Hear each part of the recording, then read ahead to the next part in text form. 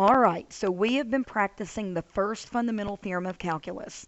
Remember, it gives you a way to algebraically evaluate a definite integral.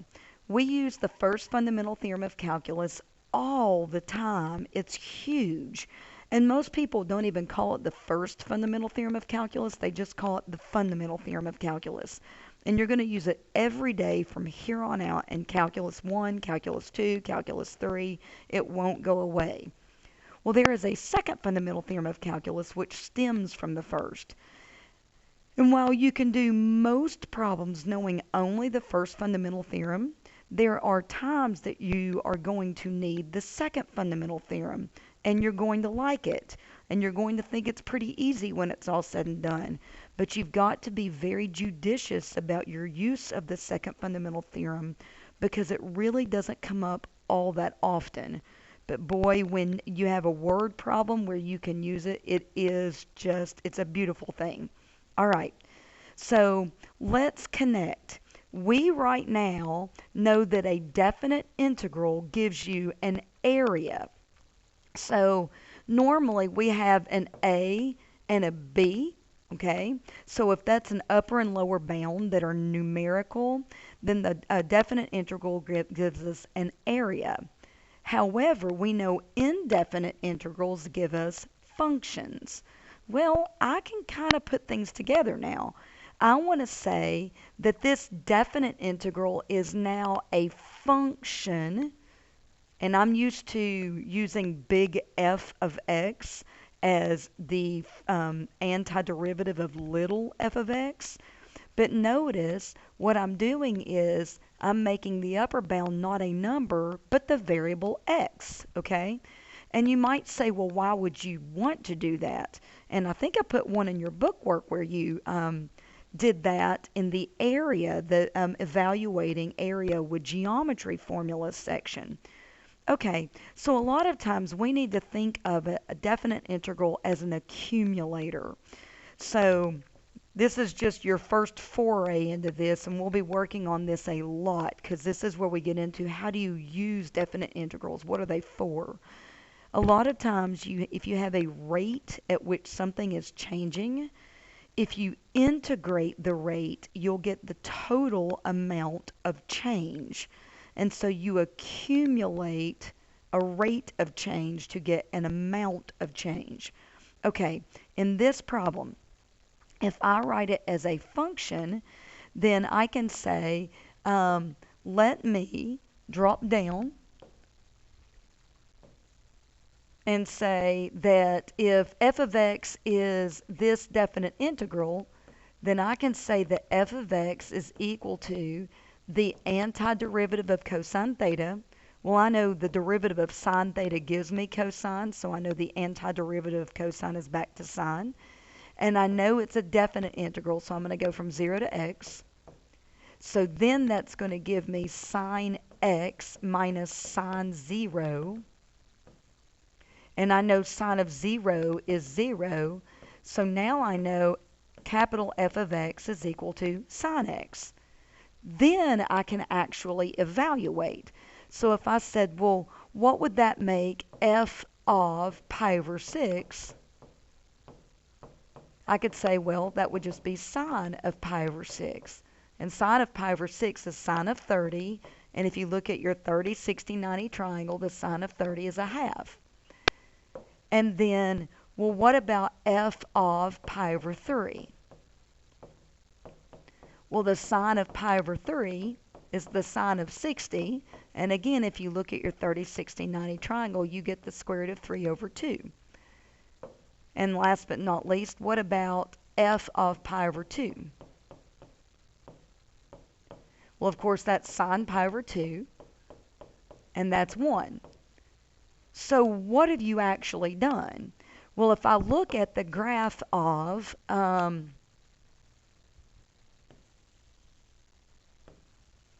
cosine x, and I know cosine x is 1, negative 1, and I know that if I have pi over 2, pi, 3 pi over 2, 2 pi, I'll just draw a little bit of the graph. I'm actually drawing more of the graph than I need.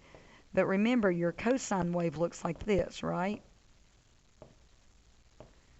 And my integral is accumulating the area under the curve.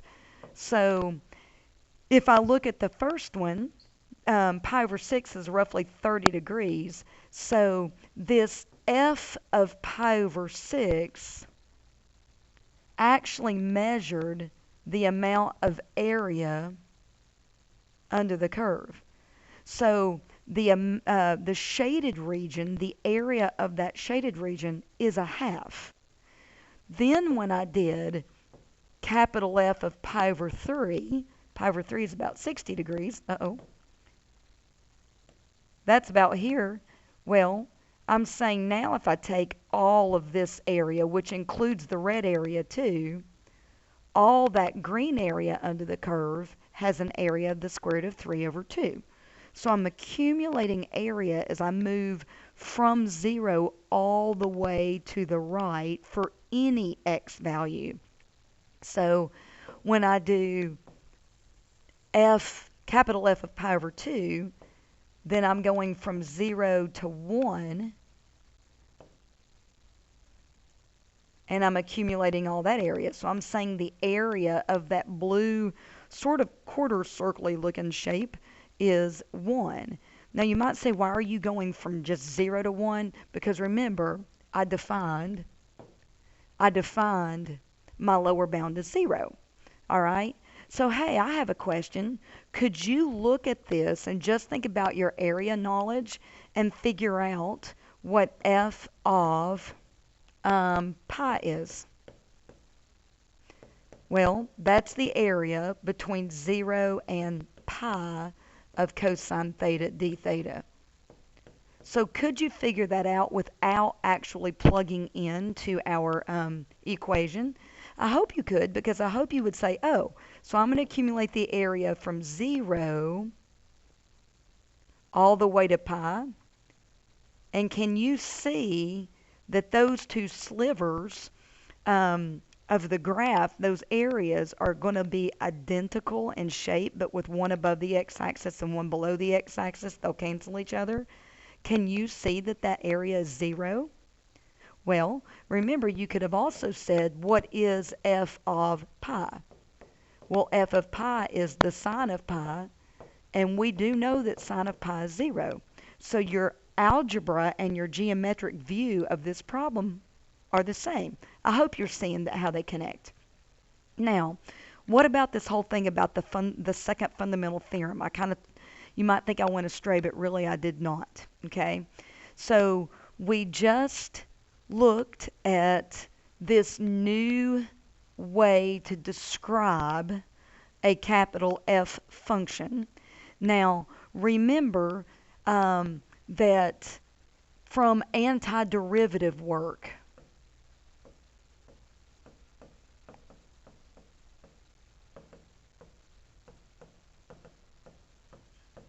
that we said the antiderivative of little f of x is big F of x, meaning that the derivative of big F of x is little f of x. Okay? We knew that from antiderivatives. Well, that's what the second fundamental theorem is saying. They say if you define big F of x as being this particular definite integral, then big F prime is little f. And you might say, I don't get it. All right, the deal is the second fundamental theorem helps you learn how to take the derivative of an integral. So the d dx part is take the derivative of, so derivative of, and then of course the this part is your definite integral. Okay, so I'm going to throw one of my dumb things at you. The second fundamental theorem is only used for doi. Okay, and I know that was probably annoying, but I need that annoying thing sticking in your brain. You don't often take the derivative of an integral. But when you do, when you see derivative of integral, you need to go doi. This is Miss Porter's stupid doi, and I'm going to give you a doi rule. So right now what we're going to do is we're going to build up to that doi rule. Okay? So the first thing we're going to do, and I'm going to demonstrate the second fundamental theorem, but I'm going to do the long thing because you can kind of get away without knowing the second fundamental theorem on most problems. All right? So if I look at this and I say, well, let me use the first fundamental theorem to actually find a formula for f of x, big F of x. So big F of x equals, now I know to evaluate a definite integral, I use the first fundamental theorem, which tells me to do antiderivatives. So remember, the square root of t is t to the 1/2. Add and get 3/2, and 1 over 3/2 is 2/3. Plus 5t. And you might go, wait a minute, you've got x's on the left, but you've got t's on the right. Remember, I have to say from 4 to x, and that's going to be 2/3 x to the 3/2 plus 5x, and then I need to say 2/3 4 to the 3/2 plus 5 times 4. So I'm working out my first fundamental theorem. And what I'm going to do is I'm going to have a function of x's only. So let's see here. Right here, the square root of 4 is 2. 2 cubed is 8. 8 times 2/3 is 16/3, and I subtract. This is 20, and I subtract. So f of x equals 2/3 x to the 3/2 plus 5x minus 16/3 and minus 60/3, I think is minus 76/3 if I didn't mess that up. So I have just used the first fundamental theorem of calculus to find the formula for big F of x. Now I'm going to use the derivative rules and find f prime of x. Well, 3/2 times 2/3 is 1. X to the 3/2 minus 2/2 is 1/2. Plus 5, and the derivative of the 76/3 is just 0. So I'm done. And you might say, okay.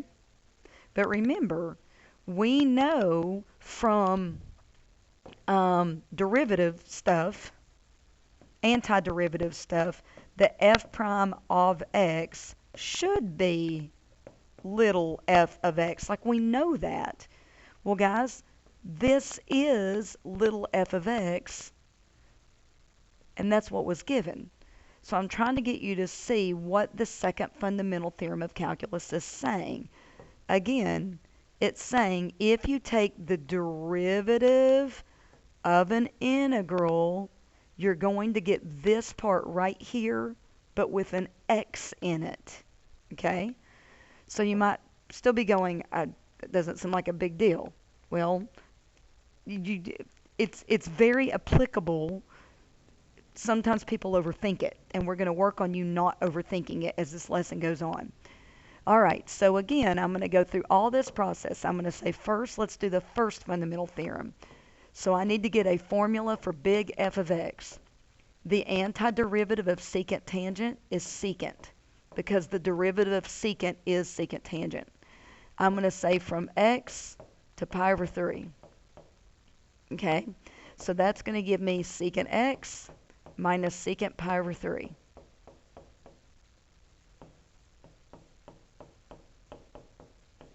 Okay, so the secant of 60 degrees. Now let's see here. The cosine of 60 is 1/2, so secant 60 is 2. So there's my formula for big F of x. Now I want big F prime of x. Well, what's the derivative of secant x? Secant x tangent x. What's the derivative of 2? 0. Okay? So again, I know from my antiderivative work that big F prime is supposed to be little f. And this is little f. If you plugged x's in places of t's, it would be little f of x. So the derivative of your integral is just the function f of x. Now, this is nice But let me show you what I think is nicer because it's going to be more applicable to more problems that you could be faced with. This is the way I like to think about the second fundamental theorem of calculus. Now, let me mention that our rule for the second fundamental theorem of calculus that the book gives is, and you probably are like, boy, she's marking this up thousands of ways. It goes from a number on the bottom to just a single x on the top. Okay? I think there is a better way to think about this. So notice that now we're going to put u of x and v of x, so two functions of x, as my lower and upper. So I'm going to give you a way to think about this if it's not a plain number on the bottom and a single x on the top. My way of thinking about it is going to work whether I've got numbers or any kind of combination of x's on the lower and upper bounds. So I know that if I want to evaluate this definite integral, I find the antiderivative of little f, which is big F. And I know I have to do bracket from the upper to the lower bound. So that's going to make me do f of v minus f of u. Now, more specifically, that's f of v of x. Remember, I just wrote v and u as the upper and lower bounds, but remember, those are actually functions of x. Okay? So now, that is my formula, and I should have just written it here, for capital F of x. All right? Since both v of x and u of x are functions of x, then I get an overall function for big F of x. Okay? Now, if I use the chain rule, then I can find f prime of x. So to take the derivative of this, I take the derivative of the big F prime part with respect to the v of x, but then I've got to say times v prime of x. And then I've got to do the derivative of the big F part with respect to u of x times u prime of x. Okay? Now, what have I shown? Well, this is my silly memory trick. If I recognize I've got doi, then my memory trick is, by the way, what is big F prime right here? Little f.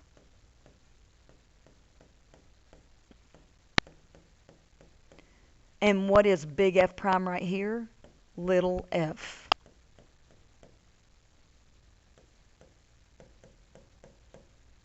So my trick is that if you are doing derivative of integral, so if you have d dx of, again, it can be u to v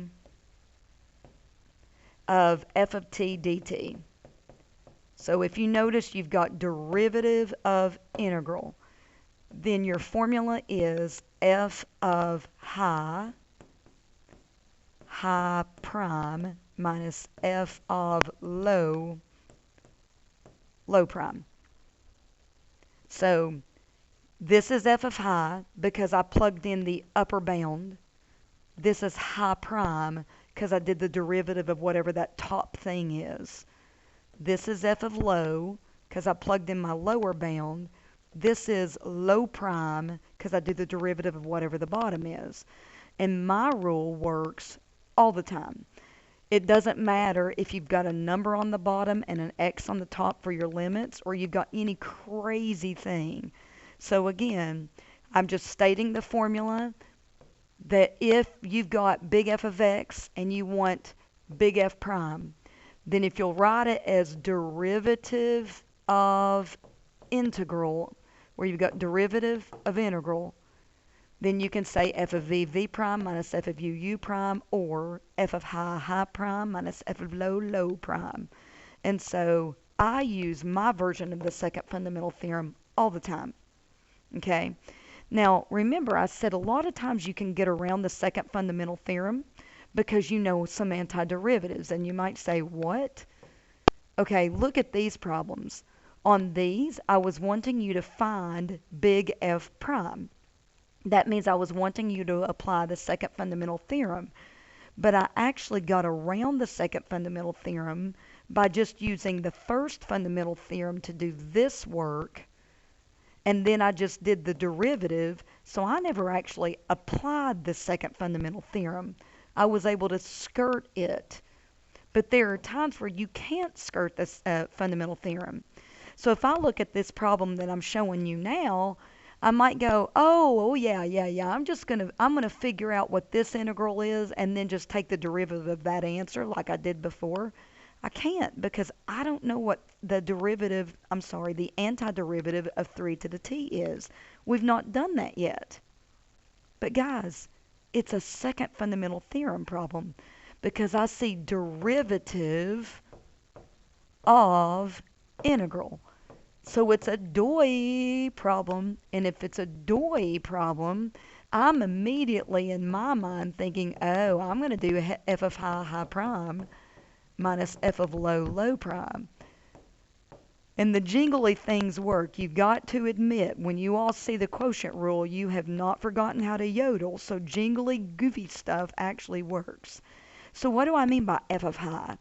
I mean 3 to the t power, but you plug in what's high, which is x squared. And then you do the derivative of this. Well, the derivative of x squared is 2x minus f of low. F of low would be 3 to the t power. Well, I'm plugging in this time 2x in place of t times low prime. Well, what's the derivative of 2x? 2. I'm done, guys. That's it. That's the whole problem. That's all there is to it. So the derivative of this particular integral is 2x times 3 to the x squared power minus 2 times 3 to the 2x. There we go. I got it. That's the answer. And you might still be thinking, I'm not exactly sure, like I followed what she was doing, but why does that work?